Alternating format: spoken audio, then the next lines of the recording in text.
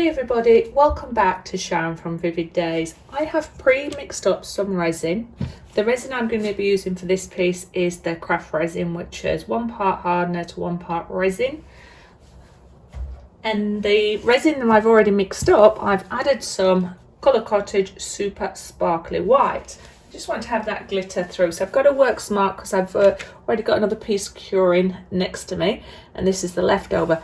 I am going to just go ahead and add some of my resin with just the sparkle at the bottom, because that's going to give me a nice effect, hopefully, at the bottom. I'm just going to make sure, sorry, that's not in the view. I'm just going to spread that out just to the edges, and then I'm going to come in and add colour. And now I'm hoping that I'm going to have, check that's in view for you, enough resin, because I mixed up some for another mould that I'm testing out, the Welcome one.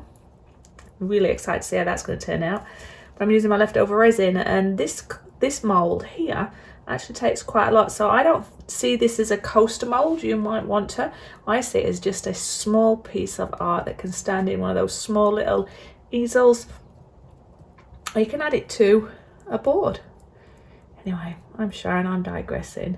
What I'm going to do is try and get my bubbles out along the way. But just easing it all to the edges. Definitely feel it starting to go off my resin. And when I mean go off, I mean harden. Now let me get my torch. So what I am going to do now is pop my mask on. I'm trying to be very safety conscious. And I'm going to mix in my usual ocean scenes, which is my Peebo blue green, green blue, turquoise, and a little bit of the cerulean blue, which one I've got today is Dalla and Rowney. And then for my white, I'm going to mixture Casting Crass with the Wave Pro. But I'm going to put my mask on now, and I am just going to get on with this.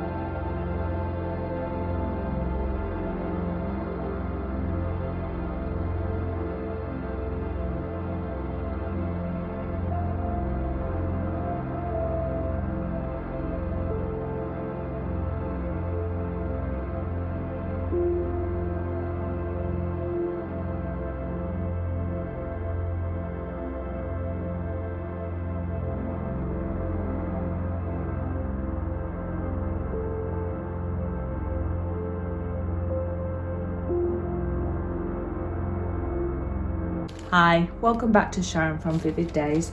We are going to unmold this one. Now this has dramatically changed since I left it. I quite liked it when it had all the little effects going through it, but the white has just dissipated into the other colour. Now from this side it looks kind of boring, but what I am going to do is take it out and have a look at it, warts and all, and then see where I can embellish on it.